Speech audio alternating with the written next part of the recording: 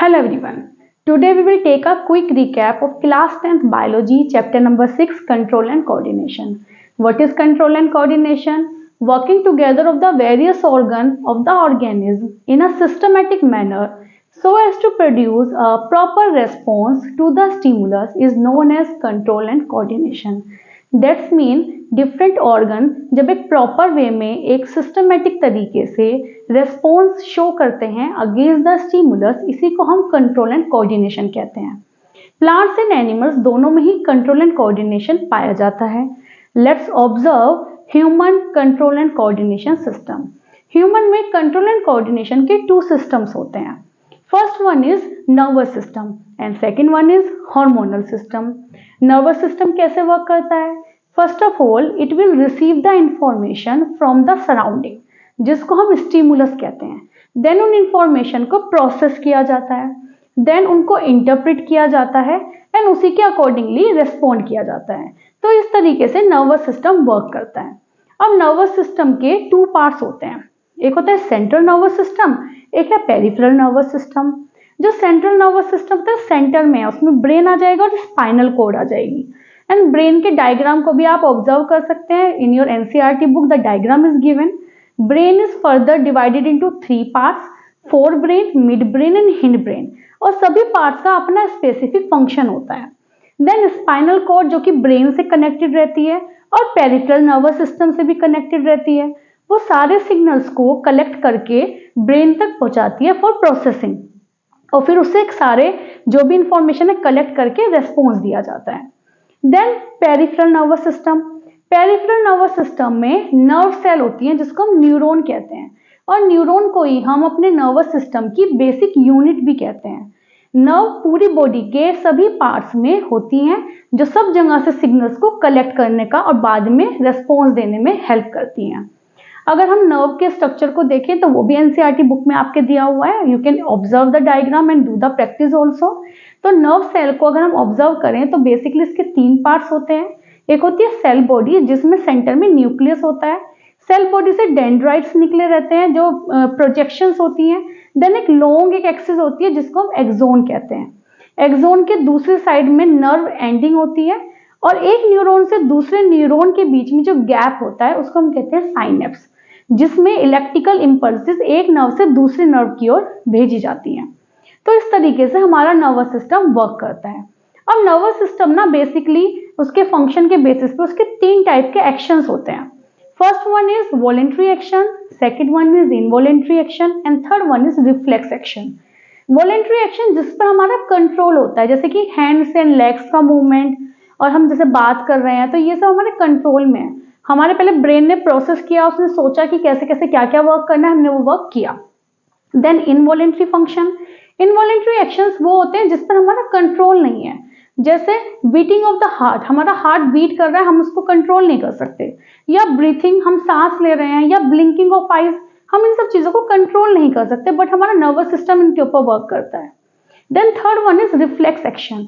Reflex action जो sudden हम response देते हैं किसी स्टिमुलस के अगेंस्ट, जैसे कि मैंने कोई हॉट ऑब्जेक्ट को टच किया, टच करते ही मेरे हैंड ने रिमूव कर लिया. तो ये सब कैसे हुआ? नर्व्स को सिग्नल मिले, कोई ऑब्जेक्ट को टच किया गया, वो हॉट है, उसने सारे सिग्नल्स स्पाइनल कॉर्ड तक भेजे. स्पाइनल कॉर्ड ने उसको प्रोसेस करके जो मसल्स है हमारी हैंड की, वहां तक सिग्नल्स वापस भेजे और हैंड को रिमूव कर दिया गया. तो इस पूरे पाथ को हम बोलते हैं रिफ्लेक्स आर्क. तो in this way our nervous system work. So next control and coordination system of human being is hormonal system, जिसको हम एंडोक्राइन सिस्टम भी कहते हैं. Hormones are those chemical substances which regulate the activities and growth of the organism. तो hormone हमारी body के different activities को और ग्रोथ को कंट्रोल करते हैं.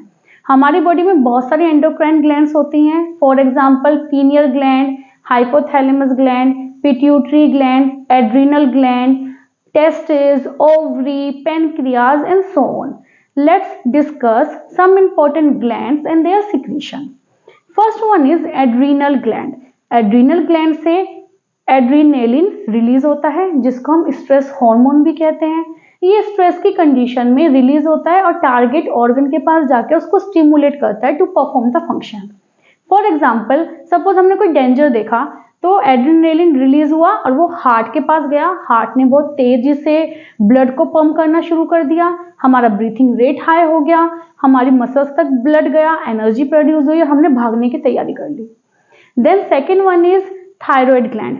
थायराइड ग्लैंड से थायरोक्सिन रिलीज होता है, जिससे हमारी बॉडी के मेटाबॉलिक एक्टिविटीज परफॉर्म होती हैं, जैसे कि प्रोटीन हो गया, कार्बोहाइड्रेट, फैट, इन सब का मेटाबॉलिज्म थायरोक्सिन की हेल्प से होता है।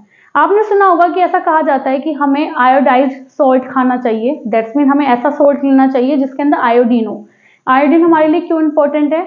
अगर आयोडीन होगा तभी थायरोक्सिन प्रॉपर फंक्शन करेगा।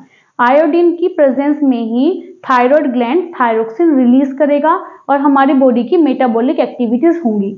अदरवाइज आयोडीन की कमी से हमें गॉइटर डिजीज हो सकती है, जिसमें हमारा नेक स्वेलन हो जाता है। Next one is pituitary gland. Pituitary gland को मास्टर ग्लैंड भी कहते हैं एंड इससे ग्रोथ हार्मोन रिलीज होते हैं जो हमारी बॉडी की प्रॉपर ग्रोथ को कंट्रोल करता है। आपने देखा होगा कोई कोई पर्सन होते हैं जिनकी हाइट कम होती है, वो डॉर्फ होते हैं। कोई ऐसे भी देखे होंगे जो बहुत ज्यादा बड़े होते हैं, उनको हम जायंट उनकी बॉडी होती है ना। तो ये क्यों होता है? अगर eight the time of early stages of the life अगर ये पिट्यूटरी ग्लैंड से ग्रोथ हार्मोन कम रिलीज होंगे तो बेबी की हाइट नहीं बढ़ेगी प्रॉपर, उसकी प्रॉपर ग्रोथ नहीं होगी और बच्चा डॉर्फ रह सकता है।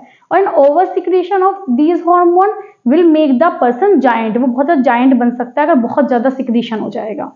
Then next one is hypothalamus. Hypothalamus अगर पिट्यूटरी ग्लैंड प्रॉपर वर्क ना करे तो ये उसको सिग्नल्स भेजता है कि उसको अब ग्रोथ हार्मोन्स को रिलीज करना है, तो ये कंट्रोल करता है पिट्यूटरी ग्लैंड के फंक्शनिंग को। Then next one is at the time of puberty, जो बॉडी में चेंजेस आते हैं। अगर बॉयज के एग्जांपल लें तो उनके अंदर टेस्टिस होती हैं जिससे टेस्टोस्टेरोन रिलीज होते हैं। देन फीमेल के अंदर ओवरी होती है जिससे एस्ट्रोजन रिलीज होता है, जो मेल एंड फीमेल के जो रिप्रोडक्टिव कैरेक्टर्स हैं उनको शो करते हैं। Next one is pancreas. Pancreas से इंसुलिन हार्मोन रिलीज होता है जो बॉडी के शुगर लेवल को कंट्रोल करता है।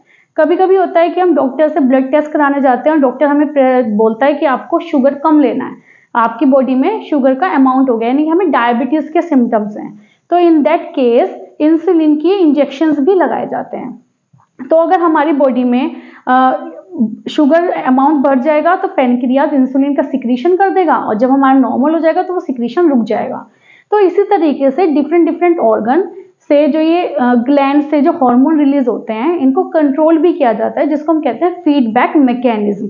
फीडबैक मैकेनिज्म में क्या होता है कि कोई पर्टिकुलर हार्मोन रिलीज होना है तो पहले उसके सिग्नल्स ग्लैंड तक जाते हैं, ग्लैंड उस हार्मोन को रिलीज करती है। फॉर एग्जांपल इंसुलिन, ब्लड के अंदर ग्लूकोज का लेवल हाई हुआ, पेनक्रियाज तक सिग्नल गए, पेनक्रियाज ने इंसुलिन को रिलीज किया, उसके बाद लेवल नॉर्मल हो गया ग्लूकोज का, अब इंसुलिन को और ज्यादा सिक्रीट नहीं होना है। सो इन दैट केस पेनक्रियाज के पास फिर से सिग्नल जाएंगे और पेनक्रियाज इंसुलिन के सिक्रीशन को रोक देगा। इसी को हम फीडबैक मैकेनिज्म कहते हैं, जिसके थ्रू हमारा हार्मोनल सिस्टम कंट्रोल में रहता है। So this is all about control and coordination system of human. Now we will discuss control and coordination system of plants. Plants में नर्वस सिस्टम तो एब्सेंट होता है, they have only hormonal system, और plant के hormones को हम कहते हैं phyto hormones and these are 4 phyto hormones. First one is auxin, second one is cytokinin, third one is gibberellin, fourth one is abscisic acid. First one is auxin.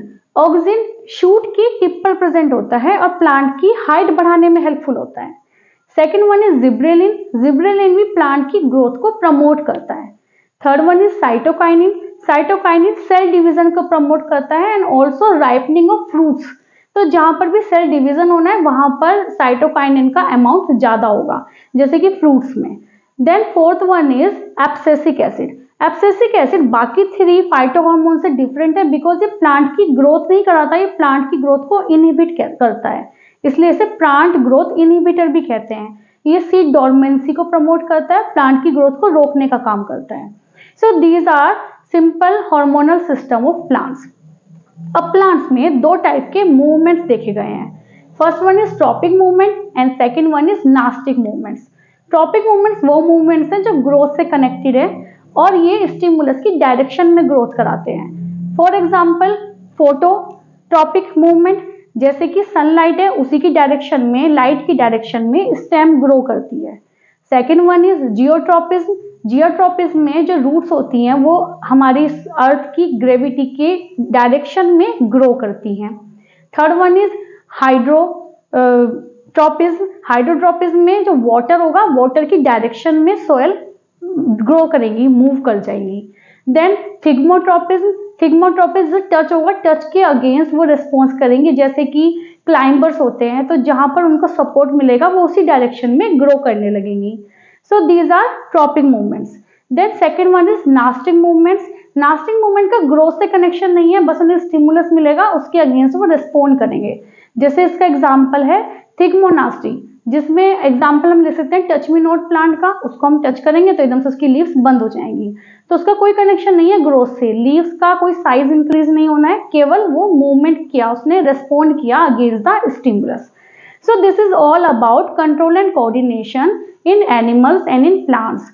For more details, you can send the message, you can comment, and I will make another video in detail. Thank you.